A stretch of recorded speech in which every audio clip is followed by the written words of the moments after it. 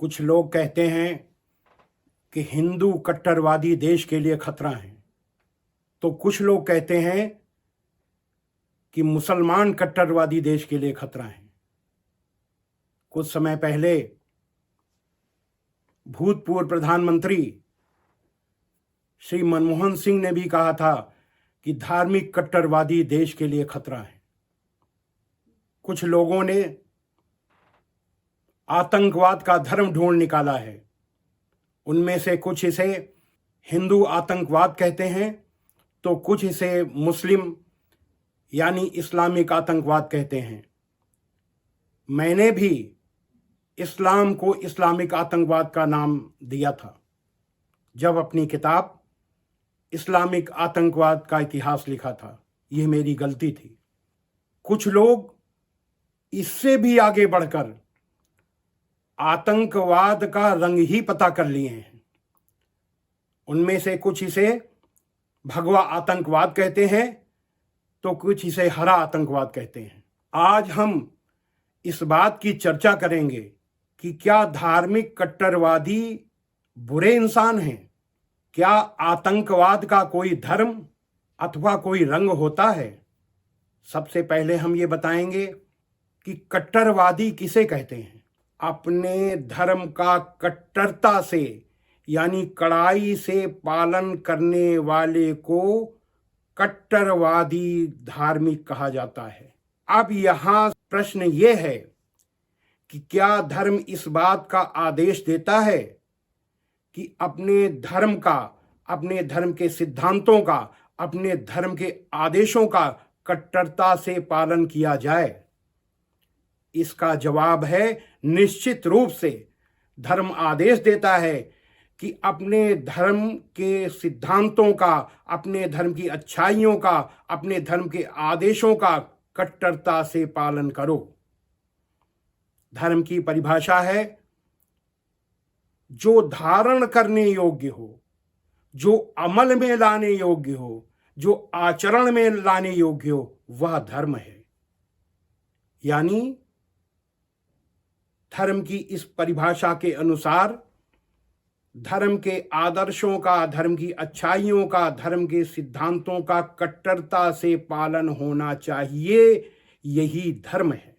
और धर्म की इस परिभाषा के अनुसार एक अच्छा हिंदू, एक अच्छा मुसलमान वह है जो अपने धर्म के सिद्धांतों का, अपने धर्म की अच्छाइयों का, अपने धर्म के आदेशों का कट्टरता से पालन करे। अब हम देखेंगे कि इस्लाम और सनातन वैदिक धर्म में यह आदर्श, ये अच्छाइयां क्या हैं जो इंसान को एक अच्छा इंसान बनाते हैं। सनातन धर्म और इस्लाम दोनों का सबसे बड़ा उद्देश्य है कि दुनिया का हर इंसान एक अच्छा इंसान बने। श्री रामचरितमानस में गोस्वामी तुलसीदास लिखते हैं, परहित सरिस धर्म नहीं भाई, पर पीड़ा सम नहीं अधभाई, निर्णय सकल पुराण वेद कर, कहें तात जा नहीं को विद नर। इसका अर्थ है कि दूसरों की भलाई से बढ़कर कोई अच्छा धर्म नहीं है और दूसरों को कष्ट पहुंचाने से ज्यादा बुरा कोई अधर्म नहीं है। यही सभी वेद और पुराणों का सिद्धांत है जिसे विद्वान लोग जानते हैं। कुरान मजीद के सूरा 28 आयत नंबर 77 में है, दुनिया में से अपना हिस्सा न भूल और भलाई कर, जैसा कि अल्लाह ने तेरे साथ भलाई की है, और धरती में फसाद न चाहो कि अल्लाह फसाद करने वालों को नापसंद करता है। कुरान के अनुसार जन्नत जाने का रास्ता दुनियावी जिंदगी से होकर के जाता है। सूरा 2 आयत नंबर 112 में है, जिस किसी ने अपने आप को अल्लाह के सुपुर्द कर दिया और उसका इस सांसारिक जीवन में, इस दुनियावी जिंदगी में काम भी अच्छे से अच्छा हो तो उसका बदला उसके परवरदिगार के पास है। ऐसे लोग अंतिम दिन न तो ऐसे लोगों को अंतिम दिन न तो किसी तरीके का डर होगा और न दुख। ये है सनातन वैदिक धर्म और इस्लाम के आदर्श। ईश्वर से जुड़ने की विद्या का नाम योग है और इस योग की 8 सीढ़ियां हैं। वो सीढ़ियां हैं यम, नियम, आसन, प्राणायाम, प्रत्याहार, धारणा, ध्यान और समाधि। इसमें से पहली सीढ़ी क्या है? यम। अगर ईश्वर से अपना मन जोड़ना चाहते हो तो सबसे पहले एक अच्छा इंसान बनो, ये यम है। यम अच्छा इंसान बनने की शर्तें हैं और सनातन धर्म में ये शर्तें, ये योग्यताएं 10 हैं। जाबाल दर्शनोपनिषद में ये योग्यताएं दी हैं, ये शर्तें दी हैं। अहिंसा, सत्यम, अस्तेयम, ब्रह्मचर्यम, दयार्जवम, क्षमा, धृतिर्मिताहारा, शौचम चयु यमा 10। हमने एक अच्छा इंसान बनने की ये 10 शर्तें, ये 10 योग्यताएं बताई। इन योग्यताओं को हम इस्लाम से भी बताएंगे। इसके लिए हम 3 कसौटियों का उपयोग करेंगे। पहली कसौटी है कुरान में अल्लाह के आदेश, दूसरी कसौटी है हजरत मोहम्मद सल्लल्लाहु अलैहि वसल्लम की कथनी यानी हदीस, और तीसरी कसौटी है आपकी जीवनी यानी सीरत।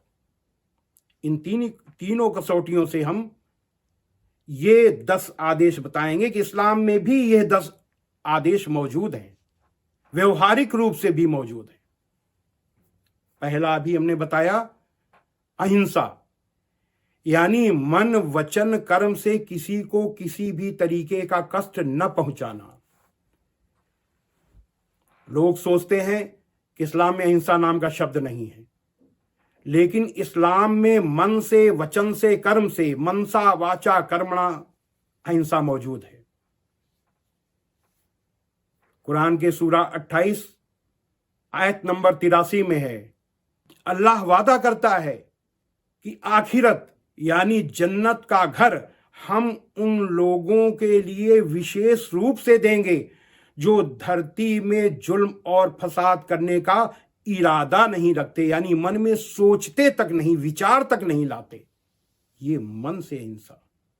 सूरा 41 आयत नंबर 34 में है, भलाई और बुराई बराबर नहीं हो सकती, तो लोगों की सख्त बातों का ऐसे तरीके से जवाब दो जो बहुत अच्छा हो। ऐसा करने से तुम देखोगे कि जिसमें और तुम में पहले दुश्मनी थी, अब वो तुम्हारा गहरा दोस्त है। यानी किसी को अपने कड़वे वचन से कष्ट न पहुंचाओ, बल्कि उसके कड़वे वचनों का जवाब नरम वचनों से दो। इससे अच्छी बात और क्या हो सकती है मन से हिंसा के लिए। सूरा 5 आयत नंबर 32 में है कि जिस किसी ने एक निर्दोष का कत्ल किया तो मानो उसने सारे इंसानों का कत्ल कर दिया, और जिस किसी ने एक निर्दोष को बचाया तो मानो उसने सारे इंसानों को जीवन दे दिया। जो लोग ये कहते हैं कि इस्लाम निर्दोषों का कत्ल करता है, इस्लाम निर्दोषों का कत्ल करने का आदेश देता है, उनके मुंह में अल्लाह का ये आदेश तमाचा है। इससे बड़ी बात मैंने कहीं नहीं देखी जो निर्दोषों के लिए कही गई हो कि एक निर्दोष की हत्या का मतलब सारे दुनिया के सारे इंसानों की हत्या। ये है इस्लाम की मनसा वाचा कर्मणा अहिंसा, अच्छा इंसान बनने के लिए। दूसरी शर्त है सत्यम, यानी सत्य पर चलना। दुनिया का सबसे बड़ा सत्य, सार्वभौमिक सत्य है एक ईश्वर, एक परमेश्वर।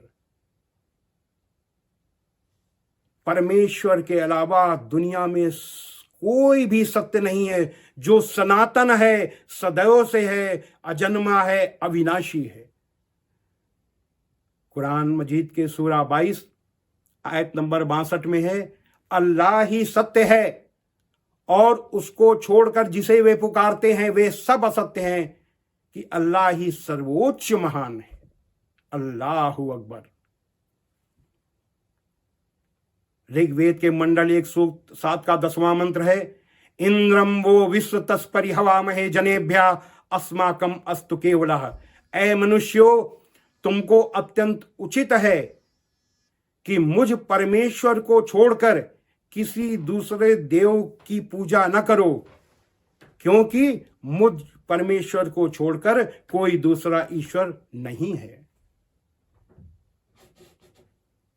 श्रीमद् भगवद गीता में है, मत्तः परतरम नान्यत किंचिदस्ति धनंजय। मुझ एक ईश्वर को छोड़कर कोई दूसरा ईश्वर नहीं है। ये है सत्य पर चलना, संसार के सबसे बड़े सत्य पर चलना। अस्तेयम यानी सांसारिक वस्तुओं पर आसक्ति न रखना। अब देखें इस्लाम क्या आदेश देता है।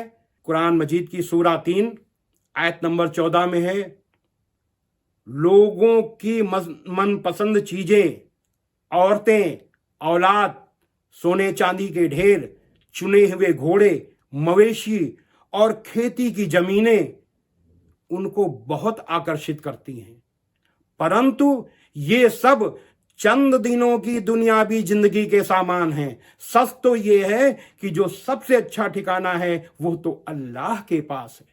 आप लोगों ने सपना देखा होगा। आप जब सपना देखते हैं, इतने लोग सपना दुनिया में देखते हैं, लेकिन सपना देखते समय आज तक किसी ने भी नहीं समझा कि मैं सपना देख रहा हूं।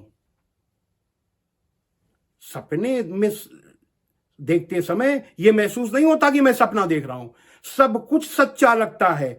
अगर अच्छा सपना हुआ तो अच्छा लगता है उस समय, बुरा हुआ तो बुरा लगता है, डर का हुआ तो डर लगता है। कब उसको पता चलता है कि हम सपना देख रहे हैं? जब उसकी नींद टूटती है। तो सपने में आप पैसा पाते हैं, गाड़ी बंगला, सब आपको, कुछ भी आपको बहुत अच्छा सपना देखते हैं, लेकिन जब सपना टूटता है तो आपको लगता है अरे ये सब चीज चली गई, ये तो सपना था। बड़ा खराब लगता है कि कितना बढ़िया सपना था, टूट गया। कितना अच्छा देख रहे थे, टूट गया। क्यों टूट गया? वो सपना था, वो सत्य नहीं था। उसी तरीके से अगर कोई बुरा सपना देखते हैं और जब नींद टूटती है तो बहुत खुश हो जाते हैं, अरे बच गए, सपना था। वो सपना चंद घंटों का होता है और ये सपना चंद सालों का है। उस सपने में जो चीज आप देखते हैं सपने में छूट जाती है, और चंद सालों के इस सपने में जो चीज आप देख रहे हैं ये यहीं छूट जाएगी, ये आपके साथ नहीं जाएगी। जैसे सपने में सब छूट गया, वैसे इस बड़े सपने में ये सब छूट जाएगा। जाएगा क्या? आपकी अच्छाइयां, जो कुरान के सूरा 2 आयत नंबर 112 में हमने बताया है। अल्लाह का ध्यान, अल्लाह पे लो, अल्लाह पे विश्वास, उसके आदेशों पर विश्वास, ईश्वर के आदेशों पर विश्वास, ये सारी चीजें आपको जाएंगी जो आपको मुक्ति प्रदान करेंगी, जन्नत प्रदान करेंगी। तो इसलिए ईश्वर से मन लगाना है तो सांसारिक जीवन पर आसक्ति न रखो। ब्रह्मचर्यम, ब्रह्मचारी। ब्रह्मचारी का मतलब ये नहीं कि शादी न करना। ब्रह्मचारी का मतलब है कि अपनी पत्नी को छोड़कर दुनिया की सारी महिलाओं को अपनी बहन, बेटी, मां समझना, यह है ब्रह्मचर्य। हजरत मोहम्मद सल्लल्लाहु अलैहि वसल्लम पर कुरान उतरने के बाद आपके दिल में उतर गई और दिल में उतरने के बाद आपके कर्मों में उतर गई। आपके एक एक कर्म कुरान में अल्लाह के आदेशों के अनुसार हुआ करते थे। हजरत मोहम्मद सल्लल्लाहु अलैहि वसल्लम ने अपनी बीवियों को छोड़कर कभी किसी के ऊपर आंख उठाकर नहीं देखा। यहां मैं एक चीज बता रहा हूं, लोग कह देंगे कि हजरत मोहम्मद सल्लल्लाहु अलैहि वसल्लम के तो कई बीवियां थी, 9 बीवियां थी। लोगों से मैं कहता हूं कि हजरत मोहम्मद सल्लल्लाहु अलैहि वसल्लम केवल धर्म प्रचारक ही नहीं थे, उस समय अरब के सबसे बड़े नेता थे, सबसे बड़े शक्तिशाली नेता थे। ऐसे इंसान को अपनी ताकत को बनाए रखने के लिए, अपनी स्थिति को मजबूत रखने के लिए अलग अलग कबीलों में, अलग अलग मजबूत लोगों में रिश्ते जोड़ने पड़ते हैं। दुनिया के सभी बादशाहों ने, हिंदू बादशाहों ने, मुसलमान बादशाहों ने, ईसाई बादशाहों ने, और भी जो भी लोग हैं, उन लोगों ने रिश्ते जोड़े, लेकिन उन अपनी चंद बीवियों के अलावा हजरत मोहम्मद सल्लल्लाहु अलैहि वसल्लम सबको अपनी मां, बहन, बेटी समझते थे। आपने एक बार फरमाया कि अगर किसी नौजवान को एक सुंदर महिला बुरे काम के लिए अपने पास बुलाए और वो नौजवान यह कहकर आने से इनकार कर दे कि मैं अल्लाह से बहुत डरता हूं, मैं बुरा काम नहीं कर सकता, तो अल्लाह ऐसे नौजवान को जन्नत देगा। कुरान का क्या आदेश है? कुरान के 24 सूरा नंबर 24 आयत नंबर 30 में है कि ए नबी, मोमिन मर्दों से कह दो कि पराई औरतों के सामने अपनी निगाहें नीची रखा करें और अपनी शर्मगाहों की हिफाजत करें। कितना बड़ा आदेश है। दुनिया में लोग कहते हैं कि औरत मर्द के सामने जाए तो आंखें नीची करे, लेकिन कुरान में दोनों के लिए कहा गया है कि पराई औरत के सामने मर्द अपनी निगाहें नीची रखे और पराए मर्द के सामने औरत अपनी निगाहें नीची रखे। यह है मर्यादा, यह है ब्रह्मचर्य। सूरा 7 आयत नंबर 28 में है, अल्लाह बेहाई के काम करने का हुक्म हरगिज नहीं देता। 5वीं योग्यता, 5वीं शर्त है दया, उसको दयालु होना चाहिए। अब देखें कुरान में क्या है। सूरा 21 आयत नंबर 107 में है कि ए नबी, हमने तुमको सारी दुनिया के लिए दयालु बनाकर भेजा है। सारी दुनिया के लिए, केवल मुसलमानों के लिए नहीं, सारी दुनिया के लिए दयालु बनाकर भेजा है। मैंने कहा कि हजरत मोहम्मद सल्लल्लाहु अलैहि वसल्लम पर कुरान उतरने के बाद आपके दिल में उतर गई, दिल के उतरने के बाद आपके कर्मों में उतर गई। आपके कर्म कुरान के आदेश के अनुसार होते थे। बद्र की लड़ाई में 317 कैदी मस्जिद नबी में लाए गए और उन्हें खंभे में बांध दिया गया। देर रात एक आपके अनुयायी की नींद खुली और उसने देखा कि अल्लाह के रसूल बड़ी बेचैनी से मस्जिद में टहल रहे हैं। आपने पूछा, उस अनुयायी ने पूछा कि ए अल्लाह के रसूल, आप अभी तक सोए नहीं? आपने कहा कि कष्ट की वजह से इन कैदियों को नींद नहीं आ रही, तो मैं कैसे सो सकता हूं। हजरत मोहम्मद सल्लल्लाहु अलैहि वसल्लम की इस तकलीफ को सुनकर तुरंत कैदियों के बंधन ढीले किए गए और जब वो सो गए तब आप सोए। एक अनुयायी ने एक बार आपसे कहा कि ए अल्लाह के रसूल, अपने विरोधियों के लिए बद्दुआ कीजिए। आपने कहा, जोश में होश रखो, मुझे अल्लाह ने लोगों को बद्दुआ देने के लिए नहीं बल्कि लोगों पर दया करने के लिए भेजा है। ऐसे थे हजरत मोहम्मद सल्लल्लाहु अलैहि वसल्लम, और यह है इस्लाम, यह है दया का व्यवहारिक रूप। आर्जवम सरलता, नरमी। कुरान के सूरा 25 आयत नंबर 63 में है कि अल्लाह के बंदे वही हैं जो धरती पर नरमी से चलते हैं, और जब जाहिल लोग उनसे जाहिलाना बातचीत करें तो कह देते हैं तुमको सलाम, यानी उनसे दूरी बना लेते हैं। बुखारी शरीफ, जिसमें हजरत मोहम्मद सल्लल्लाहु अलैहि वसल्लम की कथनी का संकलन किया है, बुखारी शरीफ की हदीस नंबर, हदीस कहते हैं आपकी कथनी को, हदीस नंबर 6024 में आपकी बीबी हजरत आयशा बताती हैं कि एक बार हजरत मोहम्मद सल्लल्लाहु अलैहि वसल्लम के साथ में बैठी थी, कुछ यहूदी आए आपके पास और उन्होंने कहा कि आपको मौत आ जाए। ये सुनकर मुझे गुस्सा आया, मैंने कहा तुम्हें मौत आ जाए और तुम पर लानत हो। इस पर पास बैठे अल्लाह के रसूल ने फरमाया कि ऐ आयशा, जाने दो, ऐसा न कहो, अल्लाह हर काम में नरमी पसंद करता है। एक बार हजरत मोहम्मद सल्लल्लाहु अलैहि वसल्लम के निवास पर एक गैर मुस्लिम मेहमान बना। उसने रात में भोजन किया, सो गया। किसी वजह से रात में उसका पेट खराब हो गया और उसने बिस्तर पर पखाना कर दिया। पखाना होने के बाद उसकी तुरंत नींद खुली, काफी रात निकल चुकी थी। पखाना कर देने की वजह से उसको बहुत शर्मिंदगी महसूस हुई और उसी शर्मिंदगी की वजह से वो उठ करके चुपचाप बाहर चला गया, अपने घर वापस जाने लगा।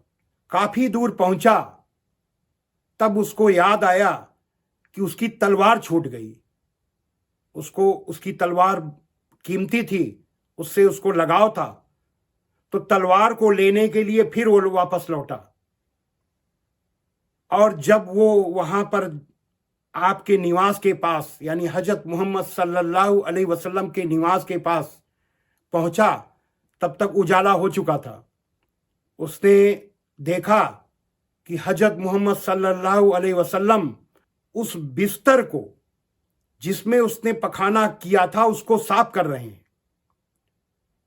उसने सुना कि एक अनुयायी कह रहा है कि ऐ अल्लाह के रसूल, ये आप क्या कर रहे हैं, ये काम मुझे करने दीजिए।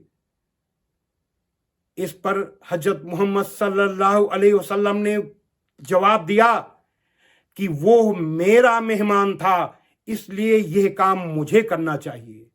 जब उसने हजरत मोहम्मद सल्लल्लाहु अलैहि वसल्लम को अपना पखाना किया हुआ बिस्तर धोते हुए देखा और उनका जवाब सुना, तो उसे लगा कि अरब का इतना बड़ा नेता, अरब का इतना बड़ा धर्माचार्य, जिसके लाखों लाखों अनुयायी हैं, जिसके लिए लाखों लाखों लोग गर्दन कटाने के लिए तैयार हैं, ऐसा इंसान मेरे कपड़े धो रहा, मेरे पाखाना के कपड़े धो रहा है और ये कह रहा है कि वो मेरा मेहमान था, इसलिए ये काम मुझे करना चाहिए। जबकि यह काम करने के लिए सैकड़ों लोग वहां मौजूद थे, लेकिन उन्होंने खुद यह काम किया।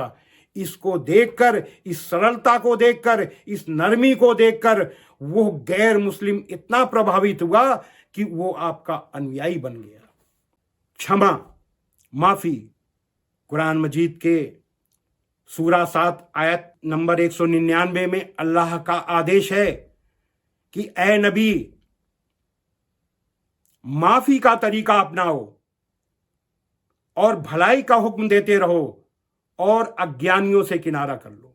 हजरत मोहम्मद सल्लल्लाहु अलैहि वसल्लम ने अल्लाह के इस आदेश के अनुसार एक ही शब्द याद रखा, माफी, माफी और माफी। अपने दुश्मनों को भी, अपनी बुराई करने वालों को भी, अपने को बुरा कहने वालों को भी, सबको भी वो केवल माफ करते रहे, माफ करते रहे, माफ करते रहे। एक बार एक गैर मुस्लिम आपके पास 2 ऊंट लेकर के आया और बड़ी असभ्यता से बोला कि ए मोहम्मद, ये जो माल है ये केवल आपका नहीं है, इसमें से मुझको भी दो। और आपका जो रुमाल पकड़ कर खींचा, इतनी जोर खींचा कि आपका गला लाल पड़ गया। उसकी इस हरकत से, उसकी इस बदतमीजी वाली भाषा से हजरत मोहम्मद सल्लल्लाहु अलैहि वसल्लम को जरा भी गुस्सा नहीं आया। आप हंसकर बोले कि ये जो माल है ये अल्लाह का है, लेकिन यह बताओ कि तुमने जिस तरीके से बात की, तुम्हें गुस्सा नहीं आया? आपने कहा कि तुमने जिस तरीके से बात की है, तुम्हें कोई डर नहीं लगा मुझसे? उसने कहा नहीं, बिल्कुल नहीं। आपने पूछा क्यों? उसने कहा मुझे विश्वास है कि आप किसी का बुरा नहीं करते। हजरत मोहम्मद सल्लल्लाहु अलैहि वसल्लम के विरोधियों को भी यह विश्वास था कि ये किसी का बुरा नहीं करते, ये किसी से गुस्सा नहीं करते। ऐसे थे हजरत मोहम्मद सल्लल्लाहु अलैहि वसल्लम। धृति, धैर्य, सब्र, ये 8वीं शर्त है। अच्छा इंसान बनने की 8वीं शर्त, 8वीं योग्यता। अब हम देखेंगे कि धैर्य के लिए, सब्र के लिए कुरान में यानी इस्लाम में क्या आदेश है। कुरान मजीद के सूरा 2 आयत नंबर 153 में अल्लाह का आदेश है कि ऐ ईमान वालो, सब्र और नमाज से मदद लिया करो, निसंदेह अल्लाह सब्र करने वालों के साथ है। जब मक्का में आप सत्य का संदेश दे रहे थे, आपके विरोधियों ने ला इलाहा इल्लल्लाह यानी परमेश्वर ही पूज्य है, इसका विरोध करने के लिए आप पर तरह तरह के अत्याचार किए, आपके अनुयायियों को भूखा प्यासा नंगा अरब की तपती रेत पर लिटाया, और यह भयानक अत्याचार 1 साल 2 साल नहीं, लगातार 1 साल, और यह भयानक अत्याचार 1 साल 2 साल 3 साल नहीं, लगातार 13 सालों तक किया। तब हजरत मोहम्मद सल्लल्लाहु अलैहि वसल्लम ने अपने अनुयायियों को यही आदेश दिया कि सब्र करो, सब्र करने वालों के साथ अल्लाह है। और इस सब्र की वजह से ही अंत में हजरत मोहम्मद सल्लल्लाहु अलैहि वसल्लम की जीत हुई, सत्य की जीत हुई, अल्लाह के आदेश की जीत हुई, अल्लाह के दीन की जीत हुई, अल्लाह के धर्म की जीत हुई। अच्छा इंसान बनने की 9वीं शर्त है मिताहार, कम खाना। जाबाल दर्शन उपनिषद में है जाबाल दर्शन उपनिषद में है अल्पमृष्टाशनाभ्याम चा चतुर्थांश अवशेषकम।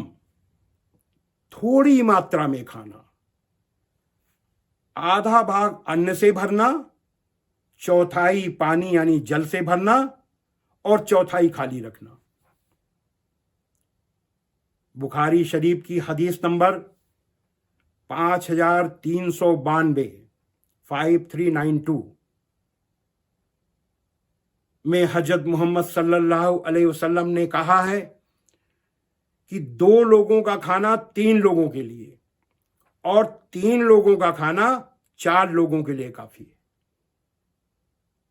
मैंने देखा है कि इसीलिए मुसलमान भाई जब खाना निकालता है तो अपने पास बैठे हुए दूसरे लोगों को पूछता है आइए आप भी खाइए, और अपने साथ अपने अकेले के खाने को 2-3 लोगों में बांट देता है और संतुष्ट होकर के खाता है, क्योंकि हजरत मोहम्मद सल्लल्लाहु अलैहि वसल्लम के आदेश को मानता है।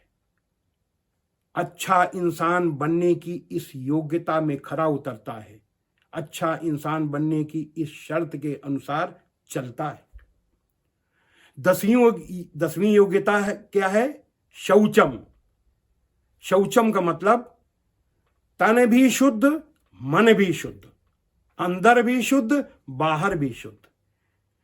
इसका मतलब ये नहीं है कि छिपी हुई बुराई को छोड़ दो और छिपी हुई बुराई को मन में रखे रहो और खुली हुई बुराई को छोड़ दो।